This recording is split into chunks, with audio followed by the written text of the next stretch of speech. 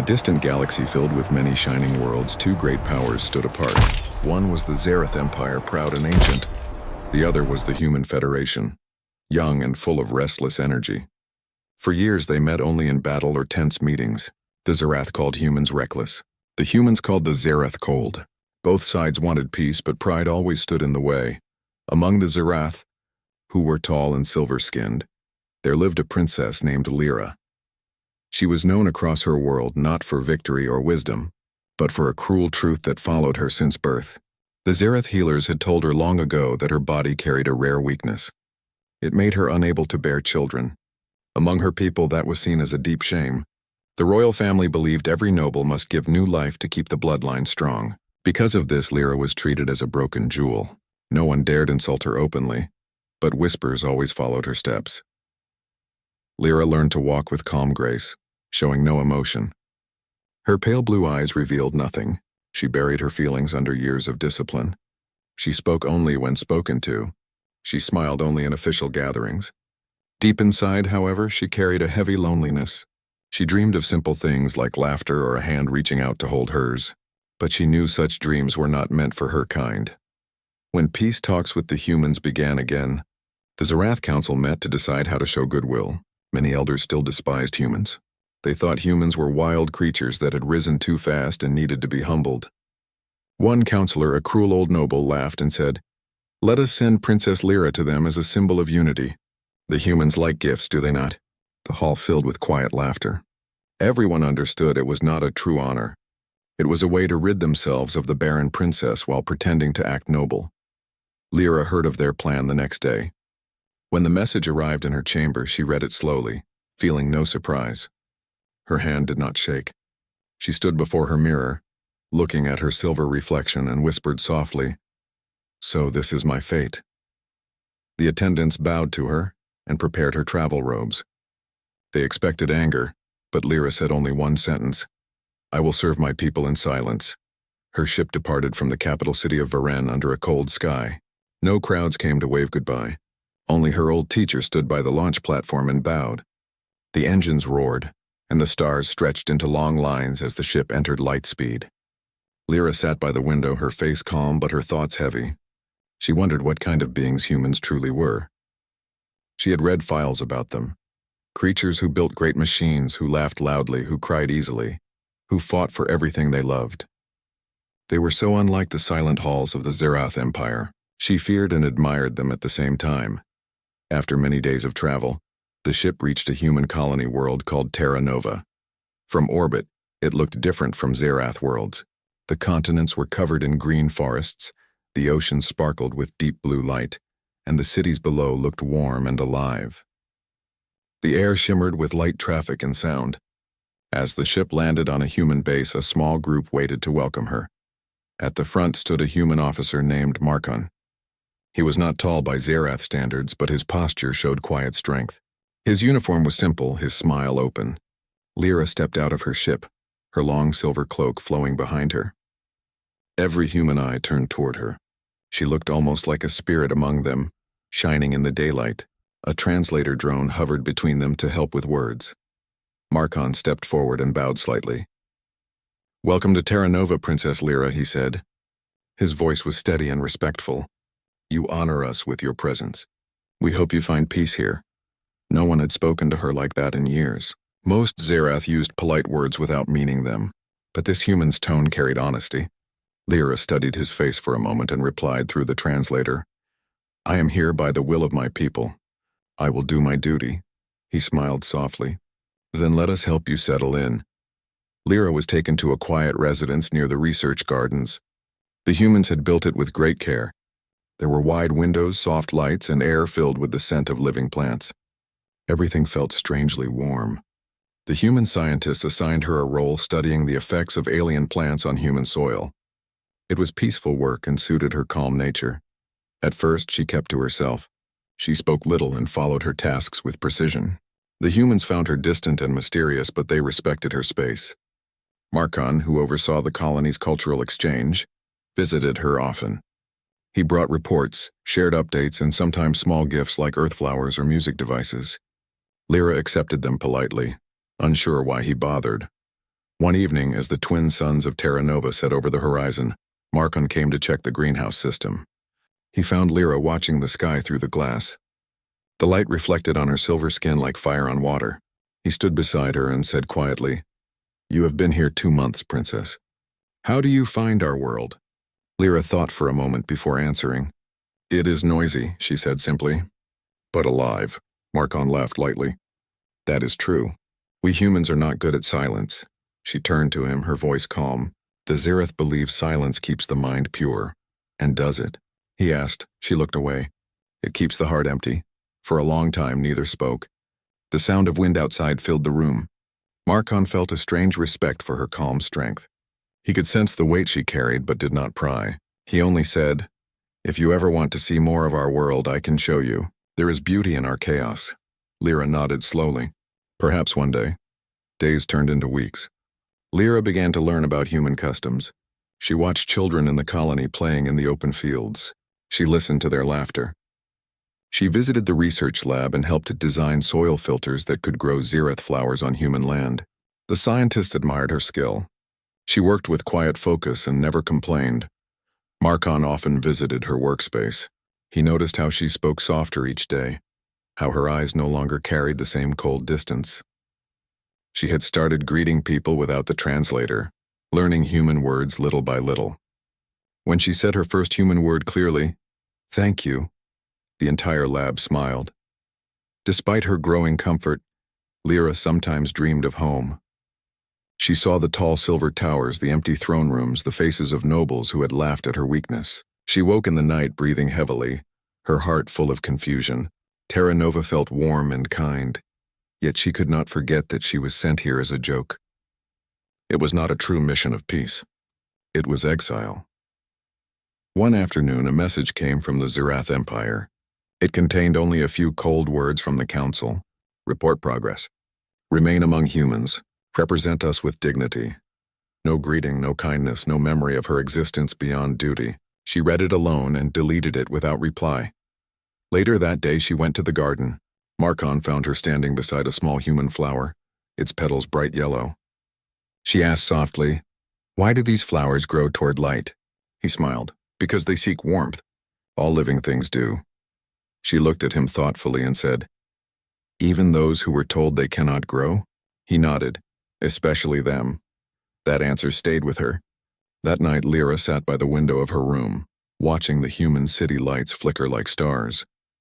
She realized she had started to feel something strange and something like hope. The humans had accepted her not because of her title, but because she tried to live among them. No one mocked her. No one cared that she was called Barren. Here she was not a symbol of failure. She was just Lyra. Over time, she found herself waiting for Markon's visits. His quiet words and kind manners softened her guarded heart. She began to ask questions about human life, how families were made, how they loved, how they dreamed. Markon told her about human stories where love healed wounds and courage built worlds. Lyra listened with wonder. In Zerath stories, logic always won. In human stories, feelings often did. The princess of a cold empire sent away as a cruel joke was slowly learning what it meant to live. She did not know it yet, but her journey on Terra Nova would change more than her own fate. It would change the fate of 2 entire worlds. Months passed on Terra Nova, and life around Lyra grew peaceful. The human colony had accepted her as one of their own. Every morning, she walked through the greenhouse to study plants that came from both human and Zerath worlds. She liked to feel the warm air on her skin and the soft touch of sunlight through the glass roof. The humans often greeted her with friendly smiles. She still spoke little, but her eyes now carried warmth instead of distance. Markon continued to visit her often. They worked together on small projects to grow alien crops that could feed both species. He taught her how human seeds responded to music vibrations, and she taught him how Zerath crystals could purify water. Together they built something that felt larger than science. It felt like friendship, simple and real. When they talked, Lyra's voice was gentle, and Markon listened with respect. He never treated her like a royal symbol. To him, she was only Lyra, a woman learning to live again. One quiet morning, while working with a group of human children who loved to visit the garden, Lyra felt sudden dizziness. The world around her blurred and her legs gave way. The children cried out in fear as she fell to the ground. Markon, who was nearby, rushed to her and caught her before she hit the floor. He called for the medics. Within minutes, they carried her to the medical center. When Lyra woke, she saw bright lights and heard the soft hum of machines. Markon sat beside her bed, his face filled with concern. "You fainted in the garden," he said quietly. "The doctors are running tests. You will be fine." Lyra nodded weakly, feeling a strange heaviness inside her body. She tried to sit up, but he gently placed a hand on her shoulder. "Rest for now," he said. Hours later, the main doctor, a kind woman named Dr. Rena, entered with a data pad in her hands. Her face was pale with shock. She looked from Lyra to Markon, unsure how to speak. "Princess Lyra," she began carefully, "our scans show something we did not expect. You are with child." The words hung in the air like thunder. Lyra blinked, certain she had misheard. "That cannot be," she said softly. "My people told me long ago that I cannot give life." The doctor showed her the readings on the screen. The heartbeat was clear, small but steady. The room fell silent. Markon stood frozen. He had seen many strange things in his life as a human explorer, but this was beyond belief. "Are you certain?" he asked. Dr. Rena nodded. "Completely. The child is growing normally." The readings matched both Zareth and human patterns. Lyra's mind spun. Everything she had been told since childhood was breaking apart. For years she had been treated as broken, as unworthy. She had accepted that truth to survive. Now the small pulse of life inside her was rewriting all she had known. Tears welled in her eyes, something she had not felt in many years. She pressed her hands to her chest and whispered, "It is not possible." Markon knelt beside her bed. "It is real," he said gently. "You are not broken, Lyra. Maybe you never were." The next weeks passed in quiet secrecy. The humans agreed to keep the news hidden from the Zirath Empire until they understood it better. Scientists studied Lyra's condition carefully, not out of curiosity but out of deep respect. They found that the combination of human environment and emotional bonding had somehow healed what the Zirath called the frozen spark. The gentle atmosphere, the warmth, the emotional connection with others had reawakened her ability to create life. Lyra spent long hours walking by the garden lake, her thoughts full of wonder and fear. She often placed her hands on her stomach and felt the faint stir of life. It gave her strength but also deep confusion. What would her people say if they knew? Would they call her impure, or would they see this as a miracle? She did not know. For now she wanted only peace. Markon supported her quietly. He brought her food, helped her with daily tasks, and kept her company. He never asked questions that would hurt her. Sometimes they sat together without speaking, watching the sunrise. She once told him, "In my world, silence is cold, but with you, silence feels warm." He smiled at that, not answering, just staying near her. As months went by, the colony began to notice changes in Lyra's body. Though none dared to ask, Dr. Rena made sure the princess was healthy. She told her, "The child is strong. Both human and Zirath traits are visible." Lyra listened with quiet awe. She had never thought she would hear such words spoken about her.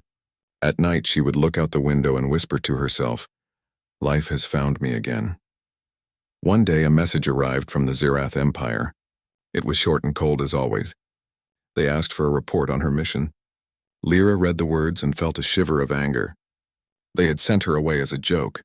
Now she carried within her something that could change the future. She decided not to answer.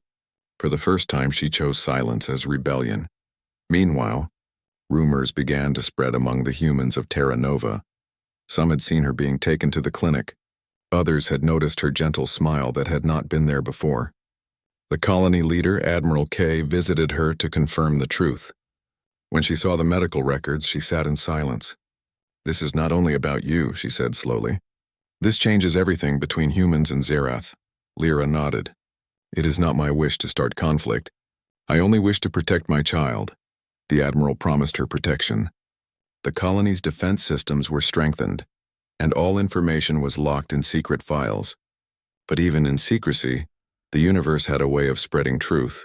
A Zirath patrol ship near the human border intercepted a coded signal about a royal pregnancy. Within weeks, the story reached the Zirath capital. The council did not believe it. They called it human propaganda meant to insult them, but the news spread among the people like fire. Some Zerath citizens prayed it was true, hoping it meant the curse of infertility that had haunted their race for generations could be lifted. Others saw it as blasphemy, believing that mixing with humans was a crime. The Empire stood divided. Back on Terra Nova, Lyra continued to prepare for the birth. Markon stayed at her side through every moment.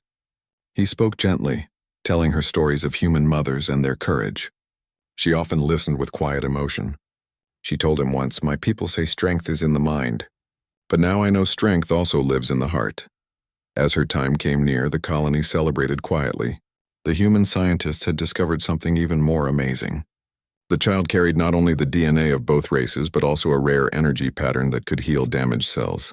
It was as if life itself had found a way to join two distant species into one. Dr. Rena explained, "This child may be the key to understanding what connects all living things." When the first signs of birth began, Lyra was surrounded by calm care. The medical center was filled with soft light. Outside, the colony waited in silence. Hours passed. Finally, a clear cry echoed through the room. Dr. Rena lifted the small newborn, his skin pale with a soft silver glow, his eyes a deep human brown. He was alive, healthy, and beautiful.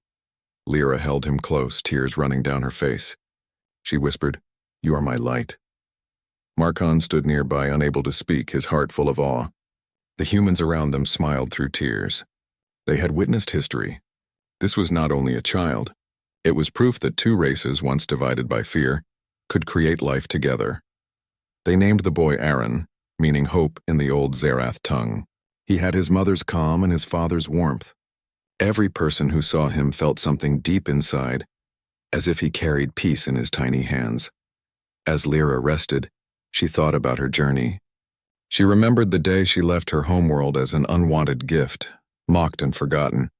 She thought of how she arrived on this human world filled with fear and silence. Now in her arms, she held the future of both species. Life had returned to her when she least expected it. The humans had given her more than kindness. They had given her back her worth. Outside the medical center, the twin suns rose above Terra Nova, their light spread across the colony, touching every heart with warmth. For the first time, Lyra felt no fear, no shame, no loneliness. She had found her place not as a princess, but as a mother and as a bridge between worlds.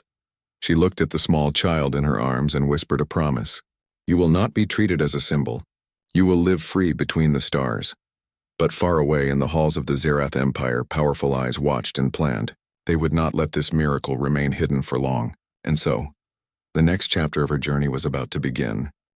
Lyra held her son Aaron close as she looked at the bright morning sky above Terra Nova. Each day with him brought quiet joy and deep wonder. The humans around her treated the child with awe and care. They had never seen anything like him before. His silver skin carried a soft warmth, and his eyes mirrored both human and Zerath traits. Even in his small size, he radiated a sense of calm strength that reminded Lyra of the potential of two worlds coming together. Despite the happiness, Lyra knew that the Zerath Empire would not leave this miracle unanswered. News traveled faster than she expected. A communication arrived from the council, cold and commanding, demanding her return. They wanted her and the child brought back immediately for inspection. Their words were sharp and formal. They did not believe what the humans had reported. They could not. The council had expected ridicule or embarrassment, not a child that proved the impossible. Lyra held Aaron closer and spoke softly. "They sent me as a joke, Markon. Now I will return with proof of what they cannot deny." Markon, who had watched her grow into calm confidence over the months, nodded. "We will prepare everything," he said. "But your safety and Aaron's come first. The Zerath cannot harm you here." Preparations for the journey began. The human engineers adapted a transport ship with new shielding and life support, ensuring that Aaron would remain safe. Lyra walked among the engineers, inspecting the modifications herself. She had learned much about human machines, their efficiency and flexibility, and now she guided them carefully, giving suggestions to improve comfort and safety. Even in the midst of planning, she never allowed fear to take hold. Her presence was calm and commanding, but gentle, like a river flowing steadily toward a new world. Markon stayed close, quietly assisting without overstepping. He was aware of the challenges they would face. Returning to the Zerath Empire with a child that should not exist was dangerous. Yet he trusted Lyra. She had grown into a quiet leader, one who could carry hope where none had been allowed before. Finally, the day of departure arrived. The sky was painted in soft gold and violet light as the ship prepared for liftoff. Lyra held Aaron in her arms as she walked aboard. The humans present bowed respectfully. Marcon clasped her hand for a moment, offering silent support. The engines roared, powerful and steady. The ship rose, leaving Terra Nova behind, carrying the child who was a symbol of unity between species. During the journey, Lyra watched Aaron sleep. She whispered stories to him, tales of stars and planets, of brave humans and proud Zerath, of hope and new beginnings. She often thought about her own childhood, of the silence and cold she had endured. She hoped that Aaron would grow in a world where kindness mattered more than titles, where courage was measured by action, not birthright. When the ship entered the outskirts of the Zerath Empire, a wave of tension filled the air. Patrol ships scanned them, waiting to confirm their identity. Once the scanners recognized the royal ship, it was allowed to pass, but the council had already gathered to witness the return. The palace was filled with nobles and advisors, all curious and anxious. Few could believe the rumors of a child born to the Barren princess were true. The landing was smooth. The gates of the royal palace opened and Lyra walked through the grand halls, Aaron in her arms. The nobles stared in astonishment. The silver floors reflected the light from above, and the great crystal walls shimmered as if aware of the moment. No one spoke at first. The council had underestimated the strength and determination of one woman sent away as a joke. The Empress herself approached, her eyes wide with emotion. She had ruled the Zerath Empire for decades, knowing the limitations of her people. Yet now before her was a living miracle. Lyra bowed respectfully. "Mother, I have returned with Aaron," she said softly.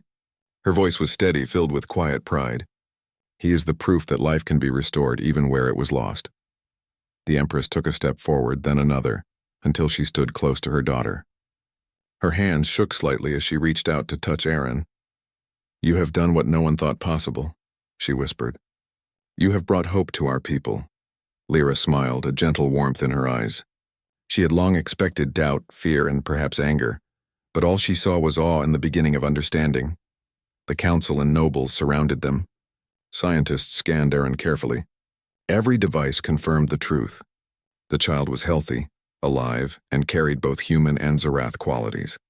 There were patterns in his body that could heal weak cells, patterns that even Zerath technology had failed to create before. Every noble present realized that this child was not a threat. He was a bridge, a symbol, and a future. Some nobles were hesitant.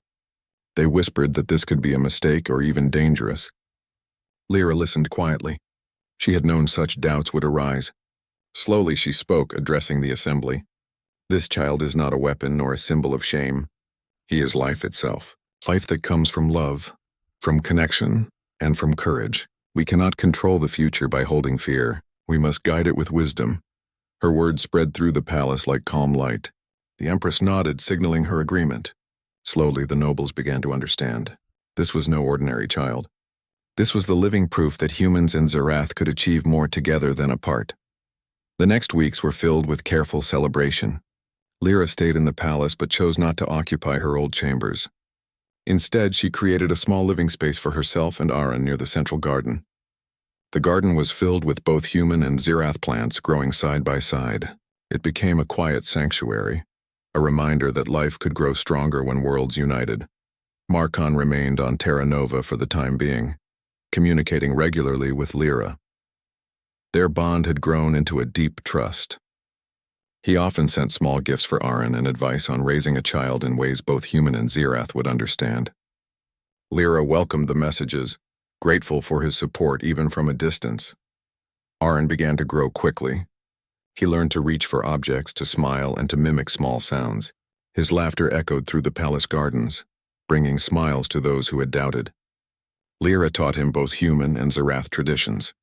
She spoke gently about courage and kindness, about curiosity and respect. She reminded herself often that she was no longer a princess exiled as a joke, but a mother shaping the future of two worlds. News of Aaron's birth spread quietly among the Zerath citizens. Some were skeptical at first, believing the humans had exaggerated. Others were inspired, seeing the child as a promise of something better. Messages arrived from colonies on distant planets, all eager to witness or understand the miracle. Lyra understood that this was only the beginning. The child she held in her arms could bring unity to a galaxy divided by fear and pride. The Empress, now more open than ever, invited leaders and scholars from other worlds to meet Barren. Lyra watched quietly as discussions unfolded. Plans were made for knowledge sharing, for medical collaboration, and for peaceful exchanges between species. She realized that a single life, small and vulnerable, had created possibilities greater than any council decree or military power. One evening, as the twin moons of the Zereth homeworld rose above the palace, Lyra walked through the gardens with Barren in her arms. She remembered the first days on Terra Nova, how cold and distant she had felt, and how humans had shown her warmth and care. Now here she had a new purpose. She whispered softly, "Barren, you are the bridge between our worlds. You carry hope and courage. One day you will help others see the strength and kindness." Barren gurgled and reached for a flower, his small hand brushing the petals. Lyra smiled, a quiet tear running down her cheek. The path that had begun with exile and mockery had led to this moment, a moment of hope, growth, and unity. She knew that challenges remained. Some Zerath would never accept humans as equals. Some humans would be wary of Zerath influence. But Lyra also knew that nothing could undo the miracle that had already been born. She carried the future in her arms, and the future was bright. For the first time, Lyra felt no shame, no doubt, and no fear.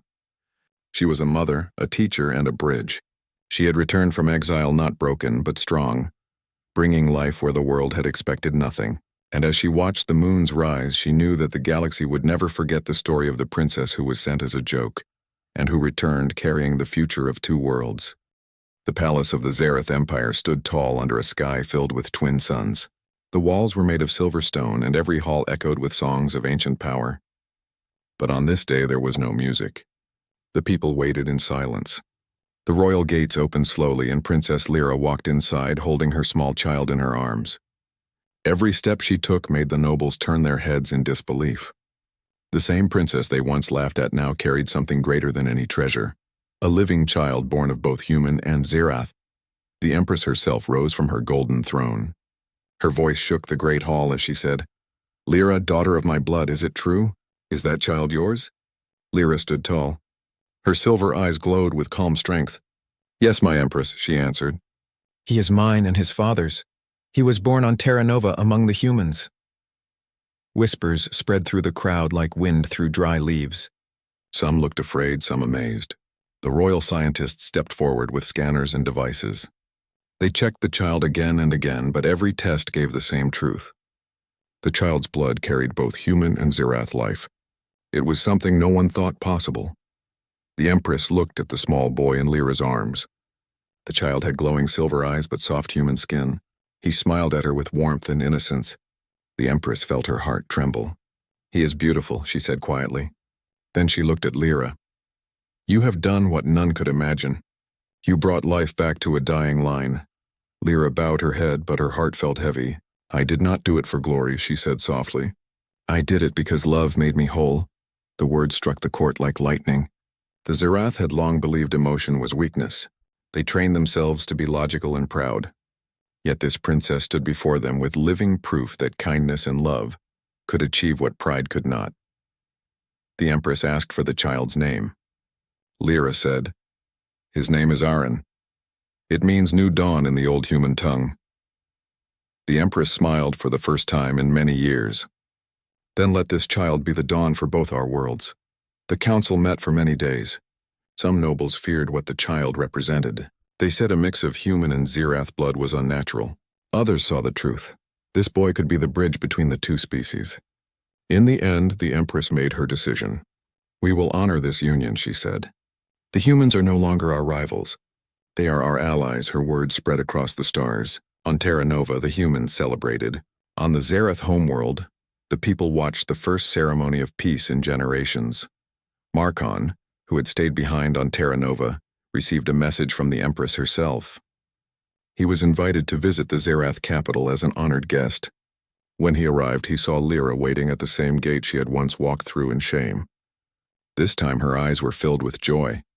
Their reunion was quiet but full of meaning. Markon smiled gently and said, "You did it." Lyra touched his hand and answered, "We did it." The Empress welcomed him personally. She thanked him for protecting her daughter and helping her find hope. "You have shown us the power of human heart," she said.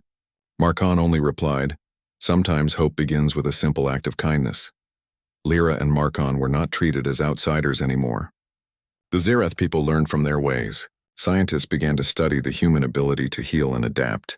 Artists painted pictures of the princess and her child, calling them the Star Mother and the Dawn.